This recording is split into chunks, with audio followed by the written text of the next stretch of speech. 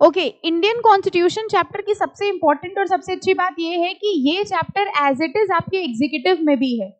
Like आपके legal aptitude के कुछ चैप्टर्स ऐसे हैं जो आपके एग्जीक्यूटिव में भी हैं, तो डेफिनेटली अगर अभी आपने उसको अच्छे से पढ़ लिया है तो आपका आगे तक का काम हो गया है, क्योंकि आगे एग्जीक्यूटिव में भी आपका एक सब्जेक्ट है ज्यूरिस्प्रूडेंस, उसके अंदर आपको ये चैप्टर एज इट इज मिलेगा। Again with the only difference, बताओ क्या डिफरेंस होगा?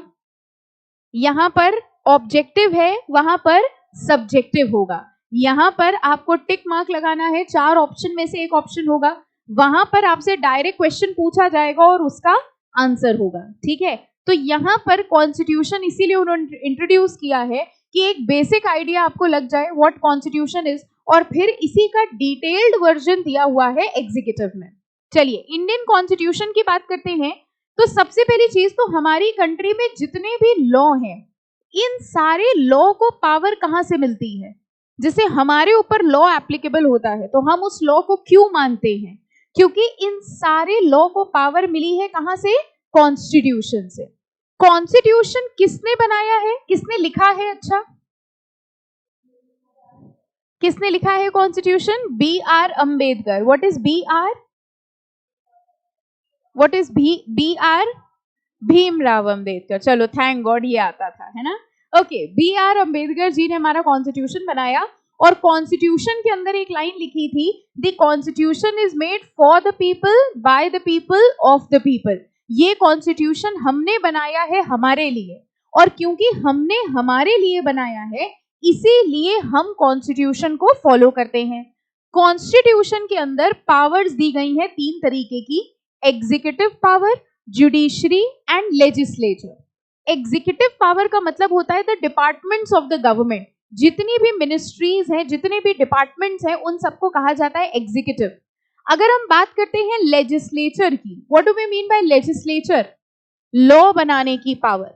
यानी हमारे कॉन्स्टिट्यूशन के अंदर लॉ बनाने की पावर दी गई है, और लॉ बनाने की पावर किसके पास होती है? पार्लियामेंट के पास। And third is judiciary. What do we mean by the word judiciary?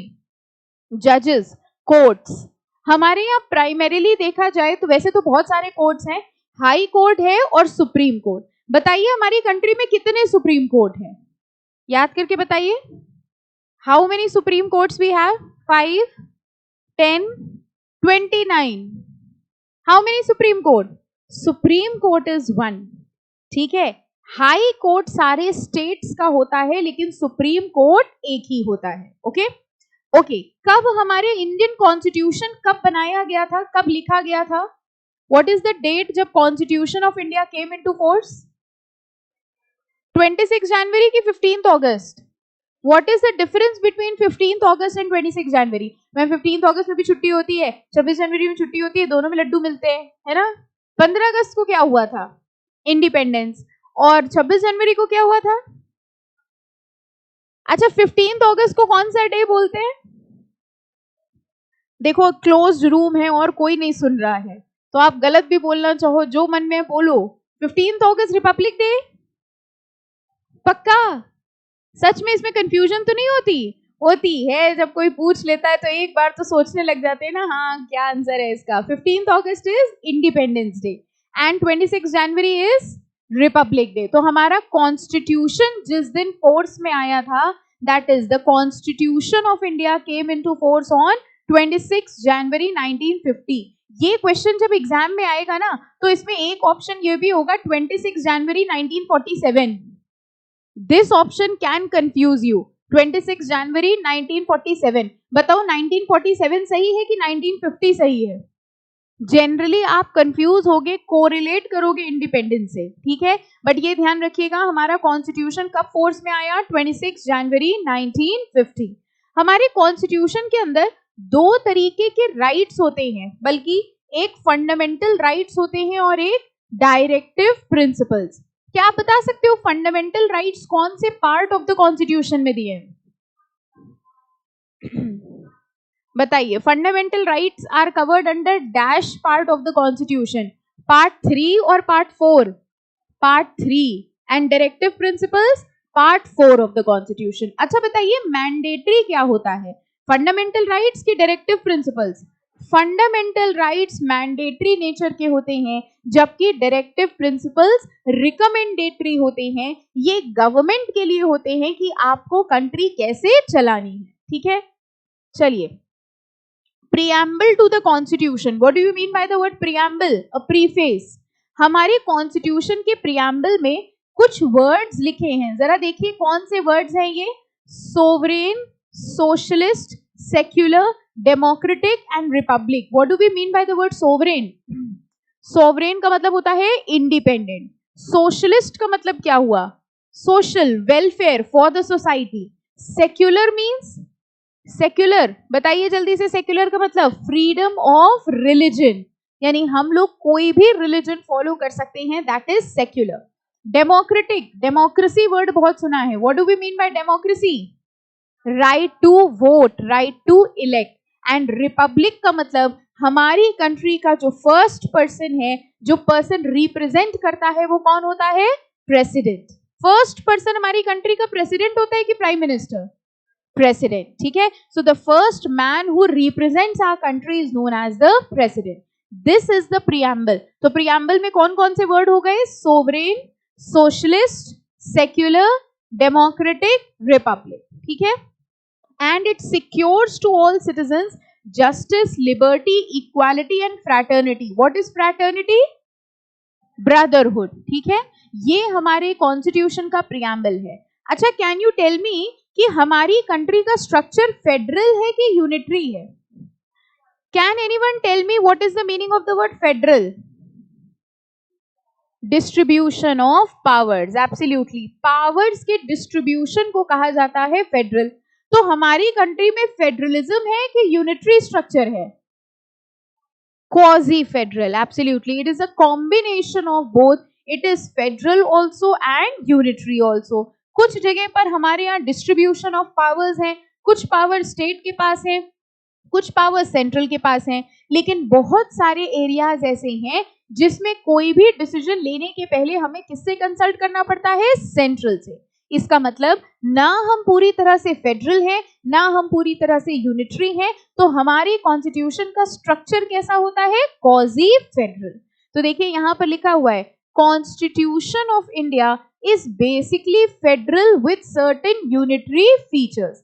Can anyone tell me ये quasi federal या federal और unitary वाले में एक बहुत फेमस केस है, उस केस का नाम क्या है? अब बताओ उस केस का नाम क्या है? What was the name of the case जो ये बताता है कि हमारा कॉन्स्टिट्यूशन quasi federal है? पढ़ा किसी ने? केशव, केशव क्या बोल रहे हैं? केशवानंदा भारती। देखिए केस का नाम लिखा हुआ है Keshavananda Bharati versus state of Kerala.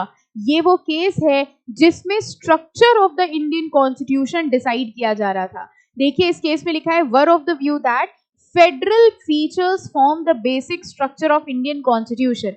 तो केशवानंदा भारती केस में डिसाइड हुआ कि हमारे कॉन्स्टिट्यूशन का बेसिक स्ट्रक्चर फेडरल है, लेकिन बाद में ये डिसाइड हुआ कि बहुत सारे फेडरलिज्म के फीचर्स ऐसे हैं जो हमारी कंट्री में एप्लीकेबल नहीं होते, एंड देयरफॉर ये डिसाइड किया गया that constitution is federal, unitary और क्वाजी फेडरल। तो कौन सा वाला निकला हमारा? Quasi federal. क्वाजी का मतलब क्या होता है? पार्शियली। ओके, सो अगर हम लोग इंडियन कॉन्स्टिट्यूशन के स्ट्रक्चर की बात करते हैं तो we have federal features and some unitary features and the structure is considered as quasi federal. Case का नाम क्या था जिसने कहा था कि फेडरल है हमारी country? Keshavananda Bharati versus state of Kerala. चलिए नेक्स्ट हम लोग बात करेंगे राइट्स की। Okay, who can tell me what are the various rights? How many rights do we have? How many fundamental rights we have? 6. Okay, what are the 6 fundamental right? First, सबको chorus में बोलना है एक साथ, जैसे school में बोलते थे, ठीक है? तेज तेज बोलना। First, right to inequality. अच्छा अच्छा, हमें लगा राइट टू इनइक्वालिटी। पहला है राइट टू इक्वालिटी, ठीक है। Second, right to freedom, very good. Third, right to exploitation, right against exploitation, ठीक है। फोर्थ, धीरे धीरे आवाजें कम होती जा रही हैं, है ना? Fourth, freedom of religion. अच्छा, 5, cultural and educational right. 6, right to constitutional remedies. Who can explain me constitutional remedies? बाकी सब तो आसान है. अब आप कहेंगे ये थोड़ी होता है, राइट टू इक्वालिटी पूछते हैं हमसे, है ना. बताओ कॉन्स्टिट्यूशनल रेमेडी कौन बता सकता है? Raise your hand and tell, who can tell me what is right to constitutional remedy? 6 rights हैं हमारे. सबसे पहला था right to equality, second right to freedom, third, अभी तो वही पूछ रहे हैं दोबारा, अभी तो बता दो. पहला right to equality, second freedom, third against exploitation, fourth right to freedom of religion, fifth cultural and educational right. अब sixth constitutional remedies. What is constitutional remedies? डरिए नहीं, बताइए. हाँ बेटा, कॉन्स्टिट्यूशनल रेमेडीज. बैठे रहो.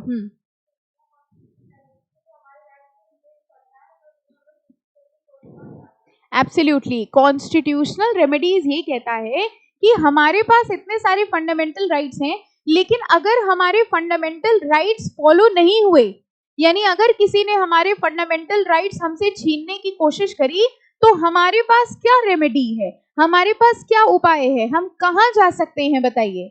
हम डायरेक्टली जा सकते हैं सुप्रीम कोर्ट के पास.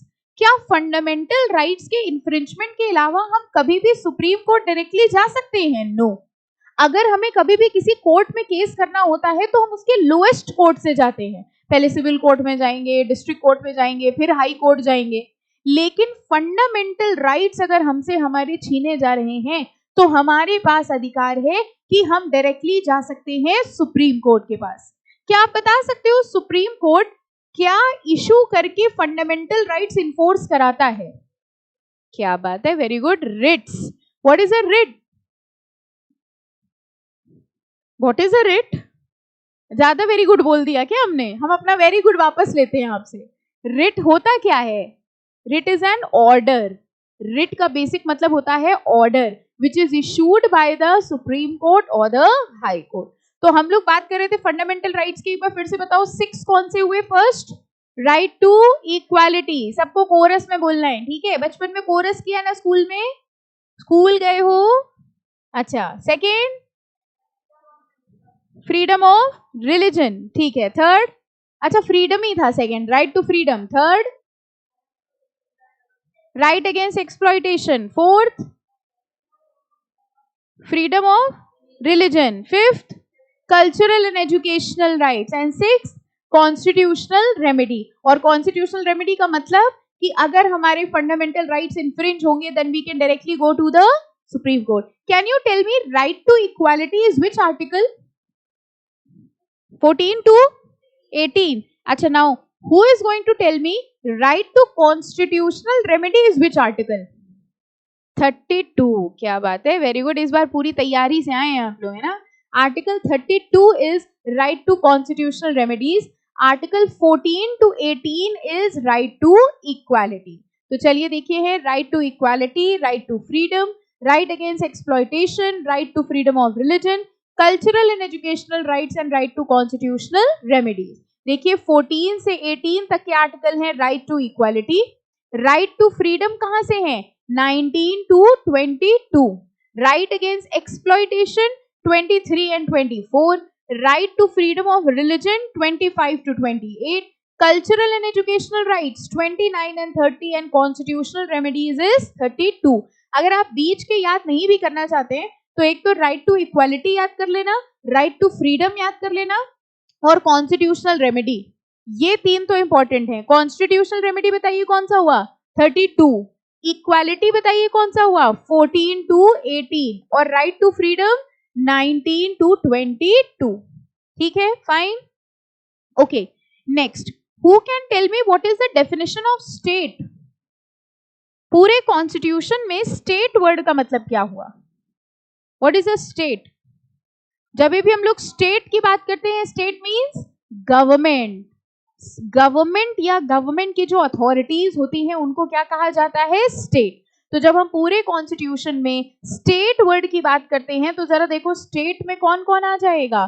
Government and the Parliament of India, government and the legislature of each state, all the local authorities within the territory of India or under the control of government of India. तो state में कौन कौन आ गया? Government and parliament of India, second government and state legislatures, third local authorities within the territory of India और under the control of government. इन सबको क्या कहा जाता है? स्टेट. ओके, ये वाले पॉइंट्स पढ़े थे आप लोगों ने. अजय हसिया वर्सेस खालिद मुजीब का एक केस था जिसमें ये मैंने कवर किया है आई गेस लेक्चर में, ठीक है, जिसमें बताया गया था कि क्या क्राइटेरिया है जिसके हिसाब से हम डिसाइड करेंगे कि किसी एंटिटी को स्टेट माना जाएगा कि नहीं माना जाएगा. बताइए इसमें से कौन सा पॉइंट नहीं समझ में आया?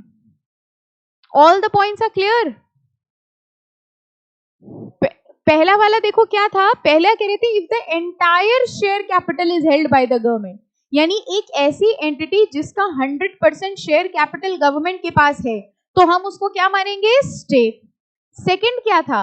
अगर वो एंटिटी फाइनेंशियल असिस्टेंस ले रही है गवर्नमेंट से, यानी अगर वो एंटिटी अपना पूरा का पूरा खर्चा मीट आउट करने के लिए फाइनेंशियल हेल्प किससे ले रही है? गवर्नमेंट से. थर्ड था whether the corporation enjoys a monopoly status. What is a monopoly status? Single seller. That means उसके अलावा और कोई एंटिटी नहीं है तो भी हम उसको क्या मान लेंगे? स्टेट.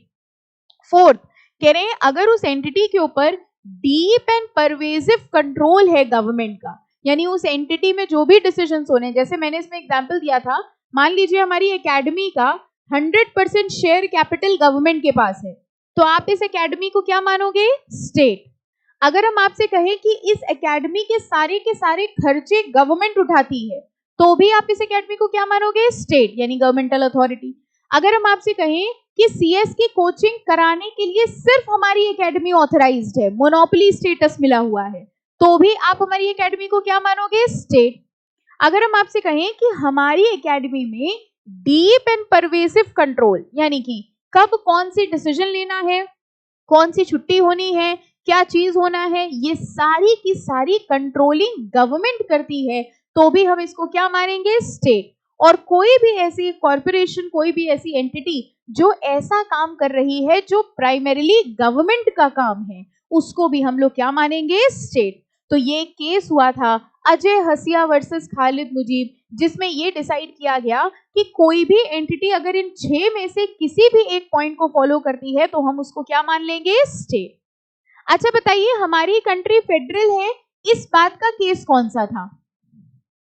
अभी याद कराया था हमने आपको, Kesavananda Bharti.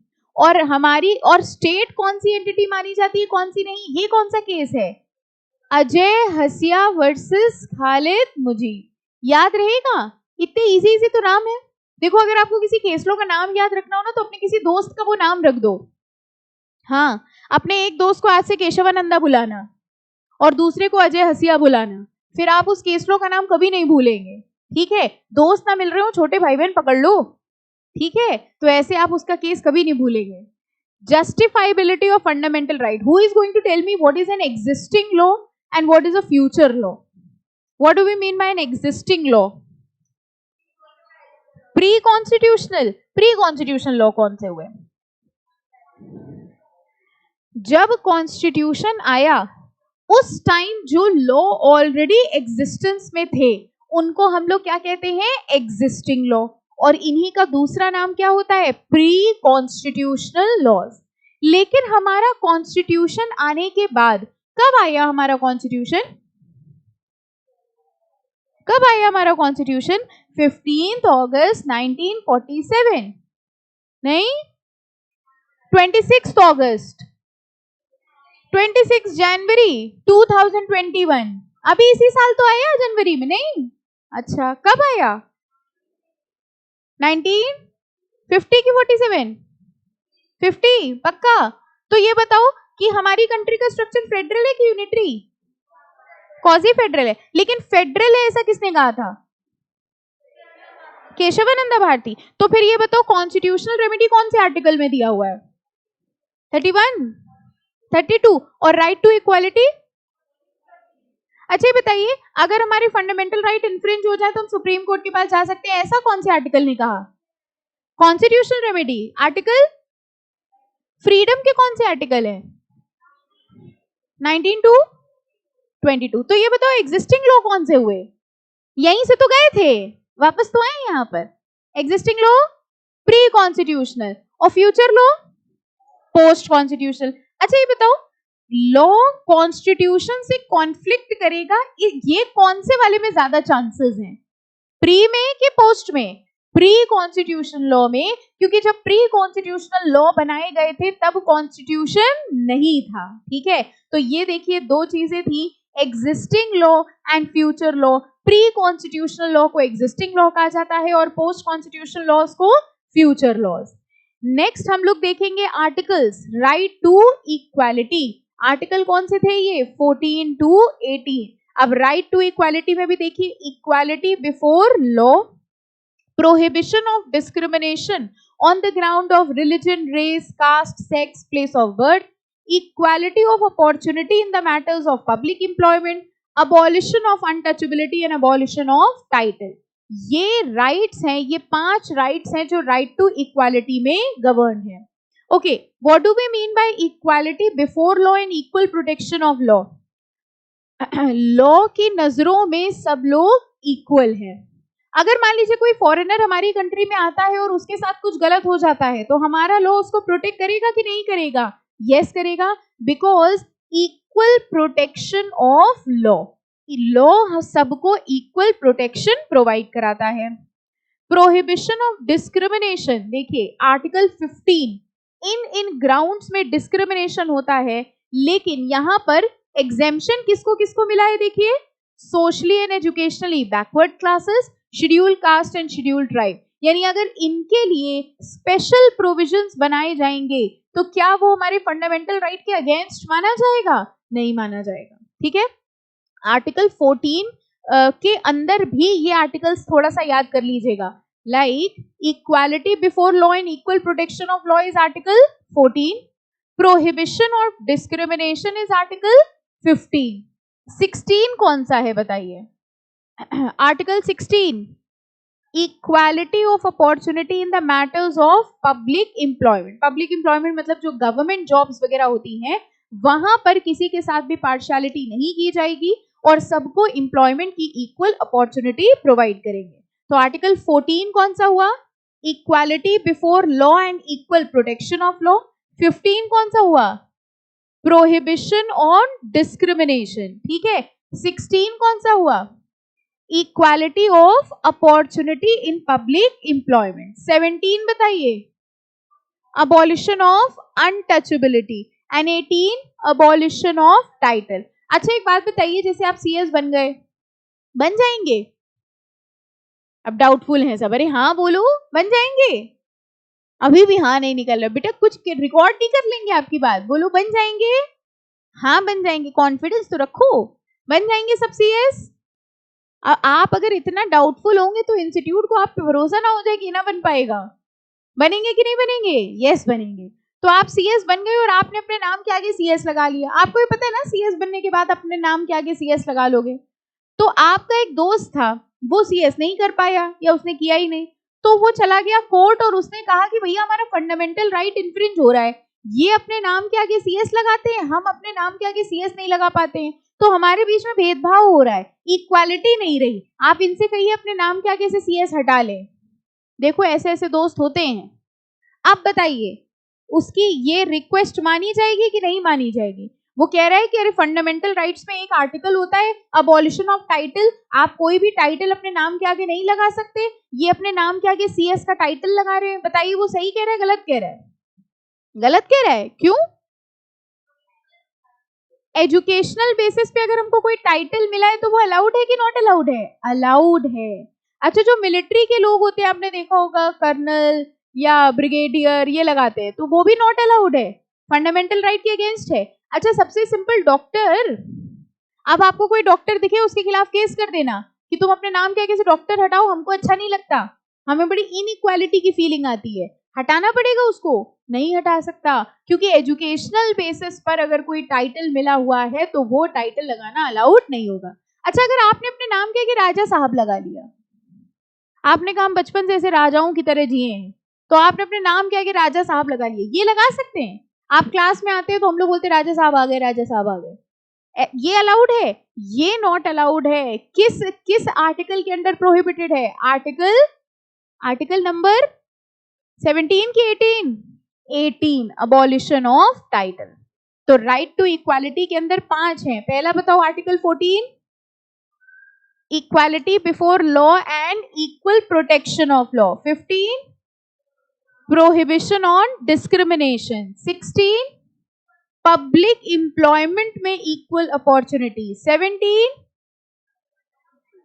Abolition of untouchability and 18, abolition of titles. ठीक है, नेक्स्ट देखिए फ्रीडम के राइट शुरू होंगे। फ्रीडम के अंदर देखिए कितने हैं? 6, freedom of speech and expression, assemble peacefully without arms, freedom of association, move freely throughout the territory, reside and settle in any part, and freedom of trade। सबसे पहला freedom of speech and expression, हम कोई भी speech दे सकते हैं, हम कोई भी एक्सप्रेशन कर सकते हैं peacefully and without arms. What do you mean bye without arms? मतलब हाथों के बिना। कह रहे हैं हम लोग एसोसिएशन बना सकते हैं, हम लोग असेंबली कर सकते हैं हाथ के बिना, हाथ घर छोड़ा है।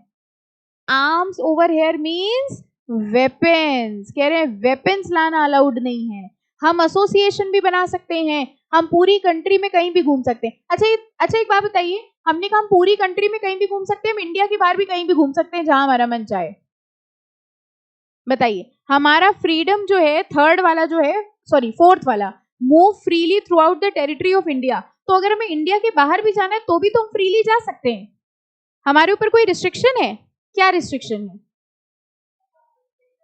हम तब तक बाहर नहीं जा सकते जब तक हमारे पास पासपोर्ट या वीजा ना हो। यानी लॉ ने जो रिस्ट्रिक्शंस लगाई हैं उन रिस्ट्रिक्शंस के बिना हम बाहर फ्रीली नहीं जा सकते, इंडिया के अंदर हम फ्रीली मूव कर सकते हैं। Reside and settle in any part of the country and practice any profession and trade. अच्छा एक बात बताइए, जैसे लिखा है प्रैक्टिस एनी प्रोफेशन और ट्रेड, हमें जो मर्जी चाहेगा हम वो ट्रेड कर सकते हैं, बिजनेस कर सकते हैं। तो पढ़ा पढ़ा के बहुत थक गए हैं, कल से यहाँ पे हम वो मेडिकल वो खोल ले रहे हैं, डॉक्टर की दुकान खोल ले रहे हैं, डॉक्टर क्लिनिक खोल ले रहे हैं, दुकान क्या, ठीक है। तो फिर हम दवाई देंगे, तो हम सोच रहे हैं अगले सैटरडे से जब आप आएंगे तो यहाँ आपको दवाई वही सब रखी मिलेंगी। बोर हो गए पढ़ा पढ़ा के, कर सकते हैं। क्यों? फिर डॉक्टर से बोर हो जाएंगे, कुछ और बन जाएंगे, क्या दिक्कत है? फ्रीडम ऑफ ट्रेड है, हमारे कॉन्स्टिट्यूशन में लिखा है। कोई कुछ कह के देखे, हम सीधे कहां चले जाएंगे? Supreme court. हमारा फंडामेंटल राइट इन्फ्रिंज हो रहा है, हमें डॉक्टर बनने का मन है, वो व्हाइट कोट खरीद लिया हमने। कर सकते हैं नहीं कर सकते हैं? क्यों, क्या दिक्कत है? क्या दिक्कत है बताओ, हमें डॉक्टर बनने में आपको क्या दिक्कत है? दिक्कत ये है कि कुछ ट्रेड ऐसे होते हैं जिसके लिए स्पेसिफिक डिग्री की रिक्वायरमेंट है, क्वालिफिकेशन की रिक्वायरमेंट है। बिना डिग्री और क्वालिफिकेशन के आप वो बिजनेस या ट्रेड प्रैक्टिस नहीं कर सकते। इसके अलावा सब अलाउड है, फ्रीडम ऑफ ट्रेड है और हम कोई भी बिजनेस कर सकते हैं। देखिए ये 6 फ्रीडम्स थे और इसमें भी रिस्ट्रिक्शंस लगाए थे। ये हैं रीजनेबल रिस्ट्रिक्शंस, परमिसिबल रिस्ट्रिक्शन, यानी आपके पास सारे फ्रीडम है, लेकिन अगर आपके फ्रीडम से हमारी कंट्री की सोवरेनिटी या इंटेग्रिटी इफेक्ट हो रही है, सिक्योरिटी ऑफ द स्टेट, आपने कहा हमारा बिजनेस है, हमारा बिजनेस ही हम बम फोड़ते हैं, रोज 2-3 जगह बम फोड़ते हैं, हमारा बिजनेस है, तो कह रहे नहीं आपका बिजनेस नहीं हो सकता, इससे दूसरों को दिक्कत हो रही है। आप कह रहे नहीं हमारा फंडामेंटल राइट है, हम कोई भी बिजनेस कर सकते हैं, बम बनाते हैं और फिर फोड़ फोड़ के देखते हैं। बताइए ये अलाउड होगा कि नहीं होगा? ये अलाउड नहीं होगा क्योंकि ये सिक्योरिटी ऑफ द स्टेट के अगेंस्ट है। इन ग्राउंड्स पे हमारे फंडामेंटल राइट्स पे रिस्ट्रिक्शन लगाई जा सकती है, इसके अलावा हमारे फंडामेंटल राइट्स पे रिस्ट्रिक्शन नहीं लगाई जा सकती। ठीक है, कितने आर्टिकल्स, कितने हम लोगों ने फंडामेंटल राइट पढ़ लिए? 2 की 3? कितने फंडामेंटल राइट्स पढ़े? 2 की 3? 2। पहला कौन सा था? Right to equality. इक्वालिटी के अंदर कितने थे? 6 थे, ठीक है गिनवाओ 6। फर्स्ट, लो फर्स्ट ही नहीं गिनवा पा रहे। फर्स्ट आर्टिकल 14 कौन सा था?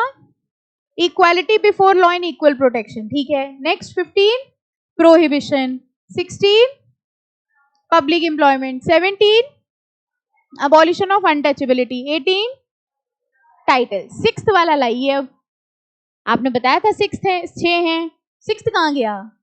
इक्वालिटी में कितने हैं 5 और इसमें कितने हैं फ्रीडम में 6, ठीक है। अच्छा आर्टिकल 32 कौन सा था, कॉन्स्टिट्यूशनल रेमेडी, और फ्रीडम वाले 19 to 22, ठीक है। देखो वो जो वहां लिखा हुआ था उसी का ही ये चार्ट बना दिया, तो ये चार्ट एग्जैक्टली सेम है।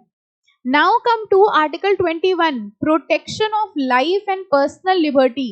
We have a right to life, हमें जीने का अधिकार है, that is article 21, and we also have a right to personal liberty, liberty means freedom, ठीक है। इसका आर्टिकल भी याद कर लेना। अब आप कहेंगे मैम पहले आपने कहा था आर्टिकल नहीं याद करने हैं, ठीक है, लेकिन अब हम कह रहे हैं आर्टिकल याद कर लो, सिर्फ कुछ कुछ याद कर लीजिए। 14 याद कर लीजिएगा, ठीक है, 19 फ्रीडम वाला, 21 and 32, okay fine. Next is right to education, right against exploitation, ये तो सिंपल है। अच्छा ये एक्सप्लॉयटेशन के दोनों पॉइंट्स क्लियर होंगे। Prohibition of traffic in human being and forced labour, what do we mean by traffic in human beings, buying and selling of men, ठीक है, and prohibition of employment of children in factories. ये दोनों चीजें करनी चाहिए कि नहीं करनी चाहिए, नहीं करनी चाहिए, because the article is right against exploitation. Right to freedom of religion, और फ्रीडम ऑफ रिलीजन के अंदर ये चार आते हैं, ठीक है। फ्रीडम ऑफ रिलीजन बहुत इन डेप्थ में जाने की जरूरत नहीं है। अब जैसे ये यहाँ पर हेडिंग हेडिंग दिया हुआ है ना, एग्जीक्यूटिव में यही सब डिटेल में दी है, तो आपके में बहुत कंसाइज मैनर में दिया हुआ है, हेडिंग हेडिंग दे दी, एग्जीक्यूटिव में इन्हीं सब चीजों का डिटेल्ड फॉर्म दे दिया है, ठीक है। कंटेंट ऑलमोस्ट सेम रहेगा, ओके फाइन। नेक्स्ट हम लोग बात करेंगे राइट टू कॉन्स्टिट्यूशनल रेमेडीज की, और हमने आपको बताया कि कॉन्स्टिट्यूशनल रेमेडीज कौन सा आर्टिकल होता है, article 32। It guarantees the enforcement of fundamental rights, it is remedial and not substantive in nature. कौन सा फंडामेंटल राइट है जो रेमीडियल नेचर का है, what do we mean by the word remedy, remedy का मतलब बताओ क्या हुआ, पता है बता नहीं पा रहे हैं आप, है ना। रेमेडी मीन्स क्या हुआ, सोल्यूशन, उपाय, ठीक है, कॉम्पनसेशन, यस। तो ये कह रहे हैं कौन सा फंडामेंटल राइट है जो रेमीडियल नेचर का है, बताओ। 6 फंडामेंटल राइट्स है, कौन सा रेमीडियल नेचर का है, आर्टिकल 32 कॉन्स्टिट्यूशनल रेमेडी। और क्या रेमेडी देता है ये, क्या रेमेडी है हमारे पास, कहां जा सकते हैं हम, सुप्रीम कोर्ट, कि अगर हमारे फंडामेंटल राइट्स का इंफ्रिंजमेंट हुआ then we can directly go to the supreme court, ठीक है। देखिए आगे लिखा हुआ है supreme court fundamental rights enforce कराने के लिए रिट इशू कर सकती है।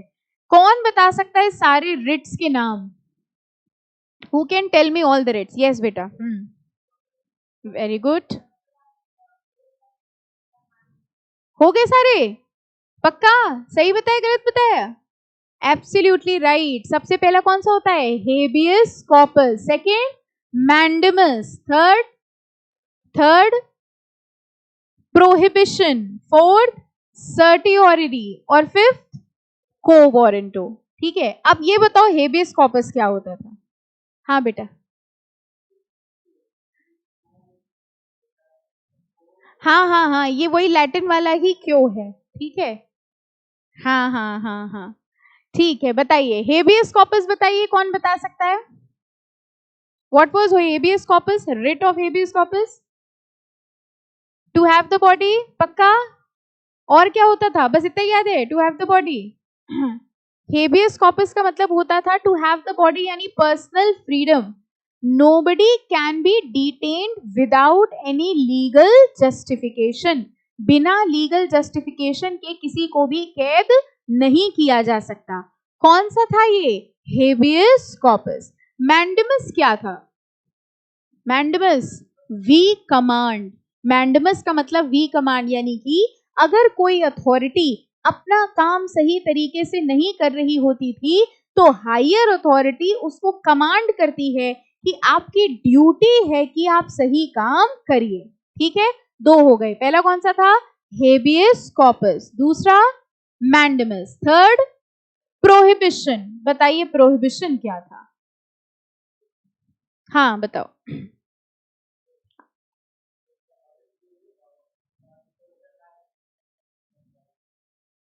ओके, और एनीवन एल्स, क्या होता था प्रोहिबिशन, हाँ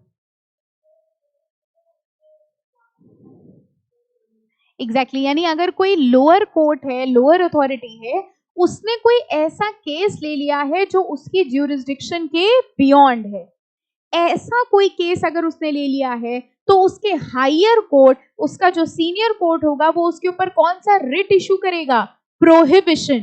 प्रोहिबिशन रिट क्या कहता है कि आप कोई भी ऐसा केस नहीं ले सकते जो आपके ज्यूरिसडिक्शन में ना हो, ठीक है। तो फिर सर्टिऑररी क्या था? What was the difference between prohibition and certiorari? अभी ये टॉपिक दोबारा आएगा, अभी तो सिर्फ यहाँ नाम दिखा तो हम लोग डिस्कस कर रहे थे, अभी एक जगह और आएगा डिटेल में।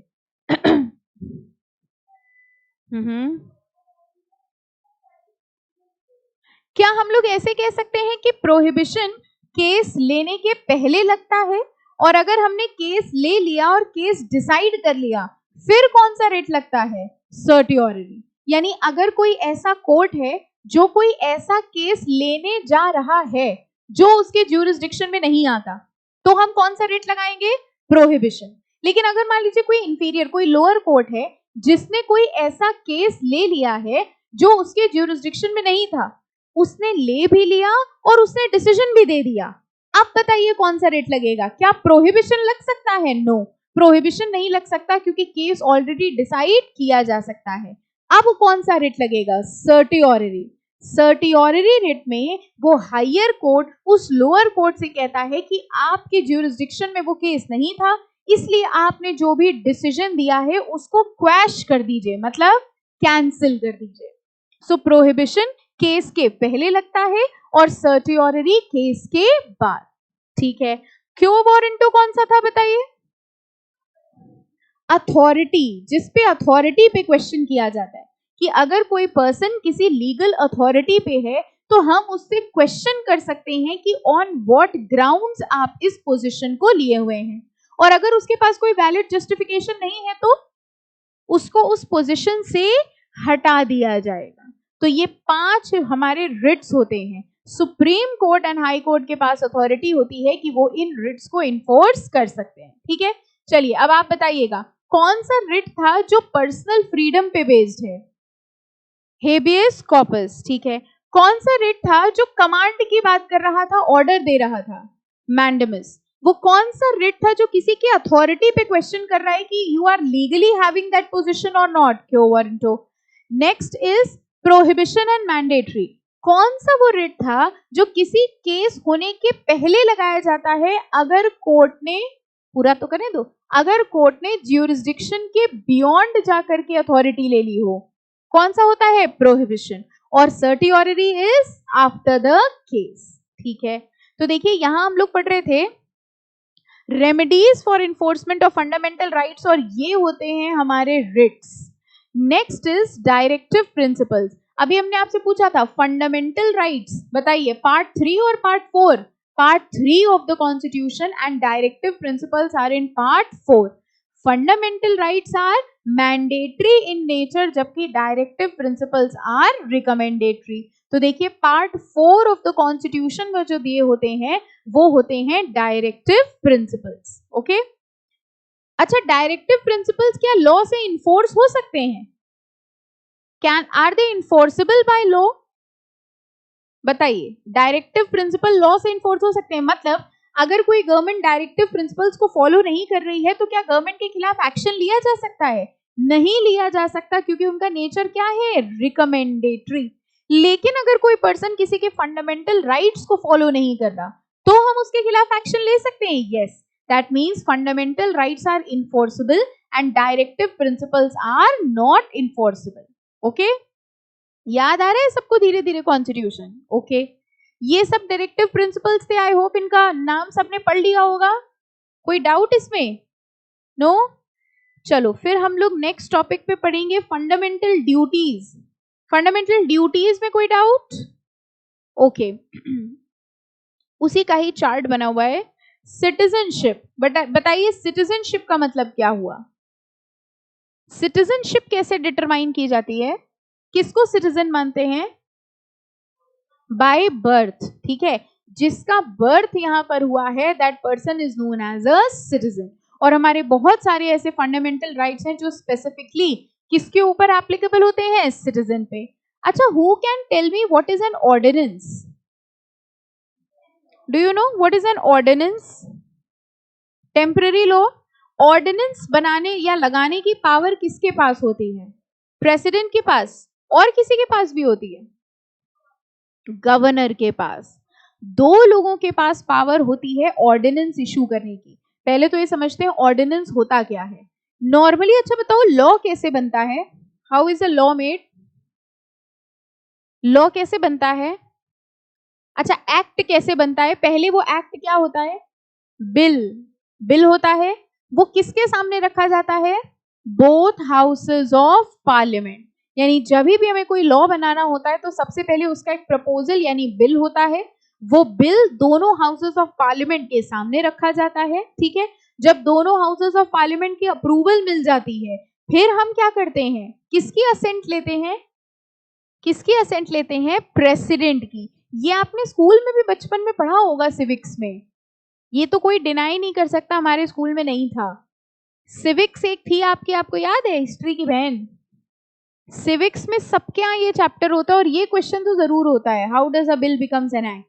तो सबसे पहले बिल होता है, वो बिल दोनों हाउसेस ऑफ पार्लियामेंट के सामने रखा जाता है। दोनों हाउसेस ऑफ पार्लियामेंट जब उसको अप्रूव करते हैं, फिर हमको प्रेसिडेंट की असेंट यानी अप्रूवल लेनी पड़ती है, और प्रेसिडेंट की अप्रूवल लेने के बाद वो बिल क्या बन जाता है? एक्ट।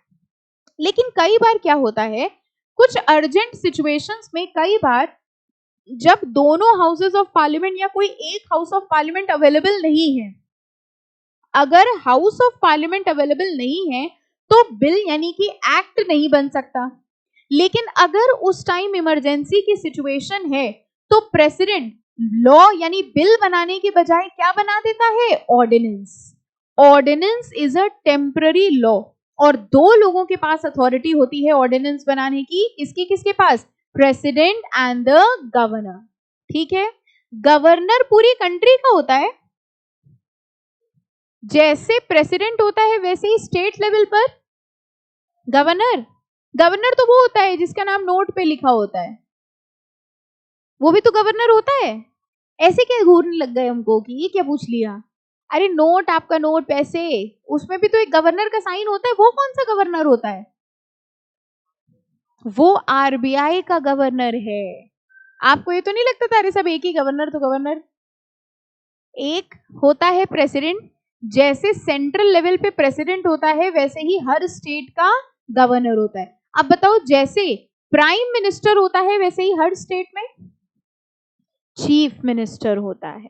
ठीक है, तो जैसे prime minister is an elected person, वैसे ही chief minister is an elected person. और आपके नोट में जो गवर्नर होता है वो कौन सा गवर्नर होता है? आरबीआई का। ठीक है, दोनों अलग अलग हैं। चलो पार्लियामेंट की बात करते हैं अगर हम लोग, तो देखिए पार्लियामेंट में, अच्छा ये ऊपर देखो सिटीजन की डेफिनेशन लिखी हुई थी। ठीक है, ये याद कर लेना। Who was born in the territory of India, either of whose parent was born in the territory, or who has been ordinarily residing in the territory for not less than 5 years immediately preceding such commencement shall be a citizen। ये definition याद करनी है। चलो अब बात करते हैं parliament की। कह रहे हैं सबसे ऊपर प्रेसिडेंट होता है और फिर होता है पार्लियामेंट। पार्लियामेंट दो में डिवाइडेड है, house of people and council of state. Can you tell me council of state को और क्या कहते हैं?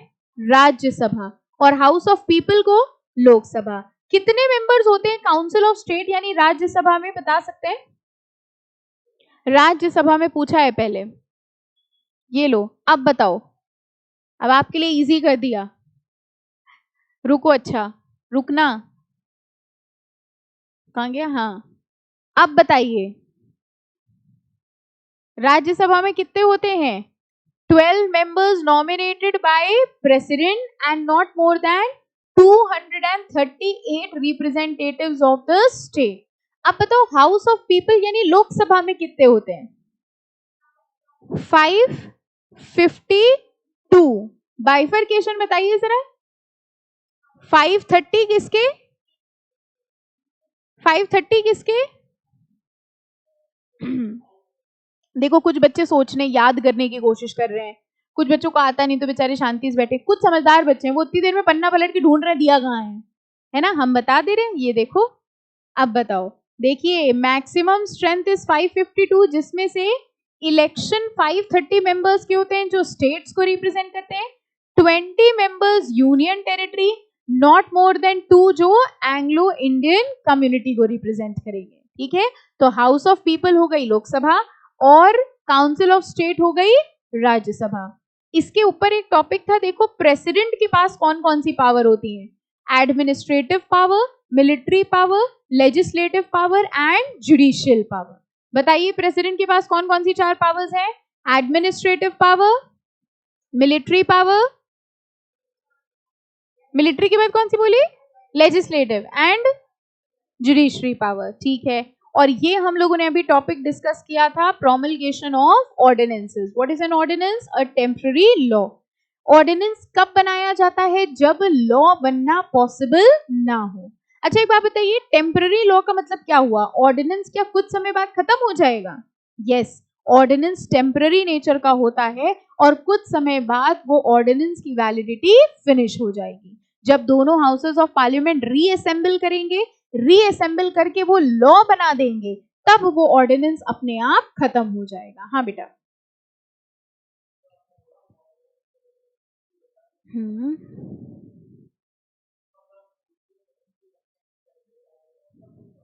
एक्चुअली हाँ, देखो क्या होता है, बहुत सारे ऐसे लॉ होते हैं जो पहले ऑर्डिनेंस होते हैं। इवन कंपनीज एक्ट में भी एक ऑर्डिनेंस आया और फिर लॉ बना। जैसे मान लीजिए आज दोनों हाउसेस ऑफ पार्लियामेंट नहीं है, तो प्रेसिडेंट ने ऑर्डिनेंस बना दिया। ठीक है, अब क्या हुआ, दोनों हाउसेस ऑफ पार्लियामेंट असेंबल हुए, उनके सामने वो टॉपिक रखा गया, उन्होंने उसी को लॉ बना दिया।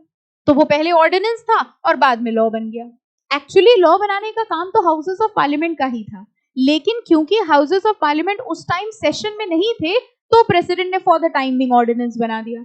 अब जब हाउसेस ऑफ सेशन वापस रीअसेंबल करेंगे, तो 2 चीजें हो सकती हैं, या तो वो डिनाई कर देंगे कि इस मैटर पे हम लॉ नहीं बनाएंगे, बात खत्म, और या तो वो उसी ऑर्डिनेंस को किसमें कन्वर्ट कर देंगे, लॉ में। ठीक है, फाइन। चलो नेक्स्ट हम लोग बात करेंगे कोर्ट्स की। अच्छा, काउंसिल ऑफ मिनिस्टर है, फिर है, देखो हाँ ये पढ़ा होगा आपने, constitution of legislature in states. ठीक है, कह रहे हैं for every state there shall be legislature which shall consist of governor. ठीक है, इन स्टेट्स में 2 हाउसेस हैं। बताइए उन 2 हाउसेस, स्टेट्स में जो 2 हाउसेस होती हैं उनके नाम क्या होते हैं, legislative assembly and legislative council. और कुछ स्टेट्स ऐसे हैं जहां पर सिर्फ एक हाउस होता है, जहां पर सिर्फ एक हाउस है, उसको क्या कहते हैं, लेजिस्लेटिव काउंसिल की लेजिस्लेटिव असेंबली। देखिए इन अदर स्टेट्स यहां पे लिखा हुआ है, उनको हम लोग कहेंगे लेजिस्लेटिव असेंबली। यानी अब हम लोग स्टेट के स्ट्रक्चर की बात कर रहे हैं। स्टेट में जो हेड होगा वो कौन होगा, गवर्नर। कुछ स्टेट्स में 2 हाउसेस होते हैं, बाकी स्टेट्स में 1 हाउस होता है। जहां 2 हाउसेस होते हैं उनको legislative council and legislative assembly कहते हैं। इंपॉर्टेंट याद रखना, कौन कौन से स्टेट्स हैं जहां 2 हाउसेस हैं। देखिए कौन कौन से स्टेट्स हैं ये, स्टेट्स हैविंग लेजिस्लेटिव काउंसिल, यानी यहाँ लेजिस्लेटिव काउंसिल भी है, लेजिस्लेटिव असेंबली भी। कौन कौन से हैं, आंध्र प्रदेश, बिहार, मध्य प्रदेश, महाराष्ट्र, कर्नाटका, तमिलनाडु एंड यूपी। यहाँ पर लेजिस्लेटिव असेंबली भी है, लेजिस्लेटिव काउंसिल भी। इनके अलावा जितने भी स्टेट्स हैं वहां पर सिर्फ और सिर्फ एक हाउस है, और उस एक हाउस को हम लोग क्या कहते हैं, legislative assembly. So where there are 2 houses, one shall be known as legislative council, another legislative assembly, and where there is only one house it shall be known as legislative assembly. ठीक है, पढ़ा था सबने घर पर। Okay, governor भी कर लिया हम लोगों ने। जुडिशरी, बताइए जुडिशरी में सबसे हेड में सबसे टॉप पे कौन सा कोर्ट होता है, सुप्रीम कोर्ट। अच्छा, कौन से कोर्ट को protector and guarantor of fundamental right भी कहा जाता है, सुप्रीम कोर्ट। कौन सा कोर्ट है जो कॉन्स्टिट्यूशनल रेमेडीज को इन्फोर्स करता है, सुप्रीम कोर्ट कि हाई कोर्ट, डर डर के क्यों बोल रहे हैं, कौन सा कोर्ट है जो कॉन्स्टिट्यूशनल रेमेडीज को इन्फोर्स करता है, सुप्रीम कोर्ट। आर्टिकल 32 किसका था, सुप्रीम कोर्ट कि हाई कोर्ट, आर्टिकल 32 किसका था, अरे आर्टिकल 32 सुप्रीम कोर्ट का नहीं है, आर्टिकल 32 कॉन्स्टिट्यूशनल रेमेडीज का है। अब हम जो आंसर देंगे या तो आंसर सुप्रीम कोर्ट होगा या तो हाई कोर्ट होगा। आर्टिकल 14 किसका था, इक्वालिटी। 15 किसका था, 15 शॉर्ट टर्म मेमोरी लॉस सुना है आपने, एक गजनी आया था, पता नहीं आपको याद है कि नहीं, उसको क्या था आपको पता है? बस यही है। 15 क्या था? Prohibition on discrimination. 16 हम बता रहे हैं, गजनी रख लो अपना नाम। Public employment. 17 untouchability, we should follow untouchability, abolition of untouchability. और 18 अबॉलिशन ऑफ टाइटल। ठीक है। 19 कौन सा इक्वालिटी वाला था? Equality of freedom. ये भी आंसर आ गया एक। 19 था equality of freedom, right to freedom. ठीक है। 19 के अंदर कितने थे? अच्छा बताओ, right to life and personal liberty 20 पक्का? अच्छा कोई एक आध बोल देता है 21, बाकी सोचते बड़ा कॉन्फिडेंस है यही सही होगा, इन्हीं के साथ हो लो, है ना, यही सही है। अच्छा बताओ, हेबियस कॉर्पस का मतलब क्या था? Right to personal freedom. हाँ, पर्सनल फ्रीडम भी ठीक ही है, हेबियस कॉर्पस। अच्छा, वी कमांड का मतलब क्या था? मैंडमस। अच्छा ये बताइए, कुछ स्टेट्स में 2 हाउसेस होते हैं जिनको क्या कहते हैं?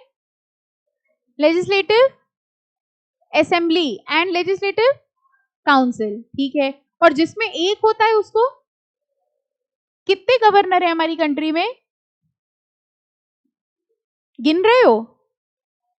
अच्छा, कितने सुप्रीम कोर्ट है हमारी कंट्री में? अच्छा, अब ये क्वेश्चन एकदम सही बताना, आप गलत बताते हो हर बार। कितने प्रेसिडेंट हैं? क्यों, 2-4 तो वहीं मिल जाते हैं, कहीं दिल्ली में नहीं।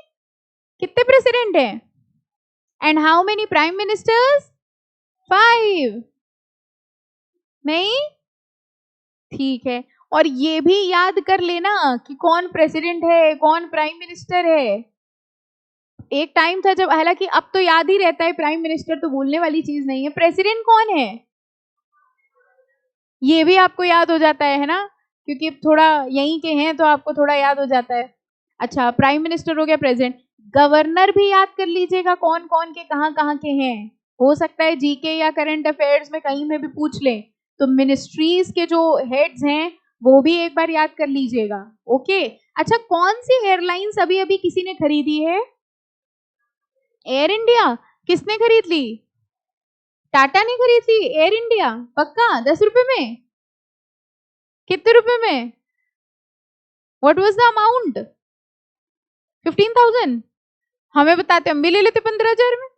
कोई और बिके 8-10 हजार की तो बताना। अच्छा ये बताओ, एयर इंडिया इनिशियली किसकी थी? अच्छा ठीक है, एयर इंडिया अभी टाटा ने ली, उसके पहले किसकी थी? अरे बाप रे बाप, नहीं पता? सही में नहीं पता? अरे गवर्नमेंट की थी, टाटा ने गवर्नमेंट से खरीदी, ये पता है? अच्छा आपको ये पता, खरीद ली होगी कि दुकान बिक रही होगी, खरीद ली। ये आधी अधूरी नॉलेज, अच्छा हम समझ गए। आपको ये आधी अधूरी नॉलेज पता है क्यों मिलती है? क्योंकि आप न्यूज से इंफॉर्मेशन नहीं देखते हो, आप स्टेटस से देखते हो। जब लोग स्टेटस लगाते हैं तो आप ये पढ़ लेते हैं जल्दी से। अरे भाई वो गवर्नमेंट की थी, air India is the only, was the only government authorised airlines, ये पता था आपको? और गवर्नमेंट की वो एयर इंडिया एयरलाइंस बहुत ज्यादा डेट में थी, लोन बहुत ज्यादा ले रखे थे, चला नहीं पा रही थी सरकार, इसलिए उसकी बिडिंग हुई, बहुत सारे लोगों ने बोली लगाई, जिसमें से टाटा की हाईएस्ट बोली थी। हालांकि पता है मेरा सवाल ये था ही नहीं, मेरा सवाल ये था कि गवर्नमेंट के पहले वो किसकी थी? टाटा की ही थी, यानी इनिशियली टाटा की ही थी एयर इंडिया। फिर टाटा ने गवर्नमेंट को बेची, गवर्नमेंट नहीं चला पाई, आज फिर किसने ले ली? टाटा ने। अगर आपने थोड़ी बहुत न्यूज या न्यूज़पेपर कहीं देखा हो तो वेलकम भी लिखा था उन्होंने और ये भी लिखा था कि गवर्नमेंट ने एयर इंडिया को टाटा कह दिया। टाटा का मतलब समझ गए, मतलब गो टू टाटा ना हो। तो थोड़ा सा न्यूज। अच्छा अभी आईपीएल के पूछेंगे तो आपको पता होगा, है ना, आईपीएल पूछ लीजिए, कुछ भी नहीं पूछेंगे आईपीएल। अच्छा, सुप्रीम कोर्ट देखा हम लोगों ने, उसके बाद देखो ये कह रहे हैं कोर्ट ऑफ इंडिया में हाई कोर्ट के अंदर आते हैं डिस्ट्रिक्ट कोर्ट। डिस्ट्रिक्ट कोर्ट में 2 कैटेगरी होती है, civil court and criminal court. Okay next क्या मार्क करेंगे आप? ठीक है, सबऑर्डिनेट कोर्ट्स में civil court, criminal court, executive magistrate, इनको सिर्फ आई थिंक रीड कर लिया होगा एक बार, ठीक है, कुछ बहुत ज्यादा डिटेल में नहीं जाना। स्पेशल ट्रिब्यूनल्स, जो स्पेशल कोर्ट होते हैं ना, उन्हीं को क्या कहा जाता है? ट्रिब्यूनल्स। एंड ये रिट्स वाला portion we have already discussed, mandamus, prohibition, ठीक है, सर्टियोररी, ये सब हम लोग ने कर लिया। और ये लास्ट वाला पोर्शन हमने शायद मना किया था आपको करने को, कॉन्स्टिट्यूशनल अमेंडमेंट। किसी ने कर लिया ये भी? जो आप बताती वो तो करते नहीं है, फिर जो आपने हटवा दिया वो कैसे कर सकते हैं, है ना? तो ये वाला मेजर कॉन्स्टिट्यूशनल अमेंडमेंट वाला पोर्शन रहने दीजिएगा, ठीक है? तो हमको ये बताओ हमारा कॉन्स्टिट्यूशन किस दिन आया? 26 जनवरी 1950, ठीक है। हमारा कॉन्स्टिट्यूशन, हमारी कंट्री यूनिटरी है कि फेडरल है? क्वाजी फेडरल है, यानी फेडरल के फीचर्स भी हैं और यूनिटरी के। कौन से केस में ऐसा डिसाइड हुआ था? केशवानंदा भारती। ओके, स्टेट किसको माना जाता है? जो भी गवर्नमेंटल अथॉरिटीज हैं, parliament of the country, state legislature, municipal authority, ये सब क्या मानी जाती हैं? स्टेट। और कुछ 6 पॉइंट्स दिए गए थे जिनको स्टेट माना गया था। वो केस कौन सा था? अजय हसिया वर्सेस खालिद मुजीब। अगर आपको कोई दोस्त ना मिल रहा हो, अपना नाम रख लो, आज घर जाके बताना आज से हम अजय हसिया, ठीक है? याद हो जाएगा केस। अच्छा, फिर हम लोग ने बात करी fundamental rights and directive principles. Fundamental rights are envisaged in dash part 3 of the constitution, और directive principles part 4। Dash are mandatory, dash are recommendatory. Fundamental rights are mandatory and directive principles are recommendatory. Fundamental rights को enforce करने के लिए कौन सा article है? Fundamental rights enforce करने के लिए कौन सा फंडामेंटल राइट है? फिर से पूछेंगे, फंडामेंटल राइट इन्फोर्स करने के लिए कौन सा फंडामेंटल राइट है? जब तक बताओगे नहीं पूछते रहेंगे। फंडामेंटल राइट को इन्फोर्स करने के लिए कौन सा फंडामेंटल राइट है? Constitutional remedy. हम घर ना जाने देते, बोलते रहते यही। कॉन्स्टिट्यूशनल रेमेडी कौन सा आर्टिकल है?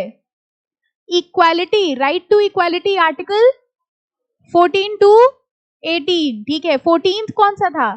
Equality before law and equal protection of law. 15 prohibition of discrimination. 16 opportunity of public employment. 16 untouchability. 17 abolition of title. ठीक है, नहीं ठीक चल रहा है, सब सही चल रहा है। फिर से बताओ, 14 equality before law and equal protection of law. 15 16 public employment. 17 18 ये गिनती कैसे अब वो सही हो गई? पिछली बार क्या हो गया था? 18 तक के आर्टिकल्स हैं किसके? इक्वालिटी। 19 से शुरू होते हैं हमारे कौन से? Right to freedom. फ्रीडम के अंदर कौन से थे? 6, ठीक है। कौन कौन से थे बता सकते हैं? मैम ये थोड़ी याद कराया आपने, ये थोड़ी बताएंगे। Freedom of speech and expression. दूसरा, form association without arms. Third, 2 mix कर दिए हैं। जाओ जरा उस पेज पे जाइए फटाफट। कुछ बच्चे सोच रहे कौन सी बुक निकाल लें, इसी बुक के इसी चैप्टर में है। Freedom of speech and expression पहला। दूसरा, assemble peacefully without arms. Third, इन दोनों को आपने मिक्स करा दिया था। अच्छा, fourth, move freely throughout the country. Fifth, reside in any part of the country. And sixth, freedom of trade. ठीक है, fine, okay okay. Article 21, right to life and personal liberty.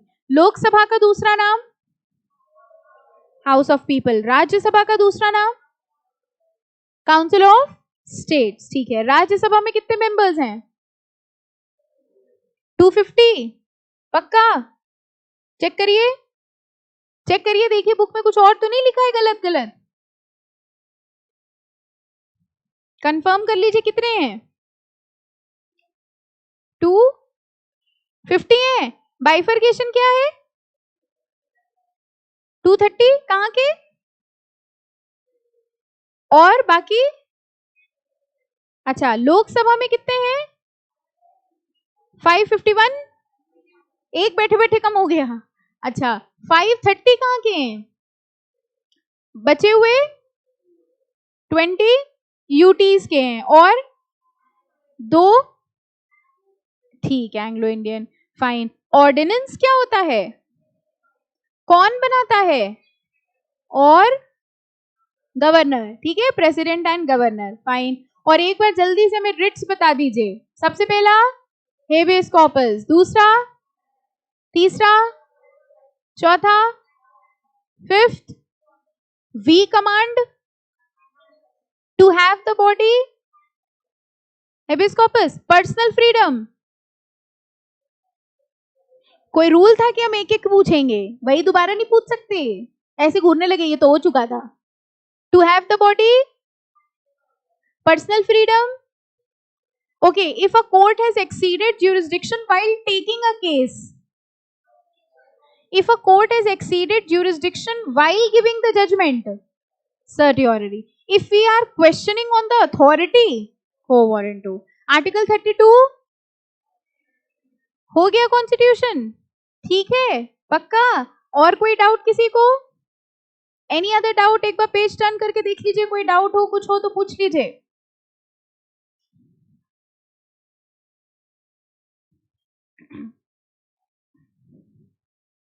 अच्छा, demand ये आई है कि next अपना session होगा उसमें elements of company law की एक डिमांड आई है मेरे पास। क्या आप सब इससे सहमत हैं? Elements of company law revise कराना है, जो बताओ वो रिवाइज करा दें। बताइए कौन सा chapter next? Elements of company law. How many of you for element? अच्छा, कितने लोगों को क्या कंपनी लॉ एलिमेंट्स वाला अच्छा लग रहा है चैप्टर? वही है पूरी लॉ, सीएस का जीवन उसी में पूरा निकलना है। जो एलिमेंट्स ऑफ, कुछ बच्चे सोच रहे यही नहीं समझ में आया था, ये क्या बोल दिया मैम ने। Elements of company law is actual company law, वही उसी में आपकी पूरी अब जीवन आगे का उसी में बीतना है, ठीक है? तो अगर आपको एलिमेंट्स ऑफ कंपनी लॉ लगे रिवीजन के लिए तो बता दीजिएगा। If you have any other chapter, any other suggestion, we can take up that also, ठीक है? बता देंगे। बस एक काम और करना है नेक्स्ट लेक्चर पे, आपको मिनिस्ट्रीज याद करके आनी है एक बार फिर से, ठीक है? गवर्नर कौन है, कौन किसका मिनिस्टर है, होम मिनिस्टर कौन है, डिफेंस मिनिस्टर कौन है, ये सब याद है सबको? तो क्या इन लोगों से पूछने जाओगे एक बार? डिफेंस मिनिस्टर को फोन मिलाओगे कि भैया कौन हो, नाम क्या है? ये याद कर लीजिएगा, नेक्स्ट वीक में हम लोग इसका भी रिवीजन लेंगे, ठीक है? चलिए, thank you all of you.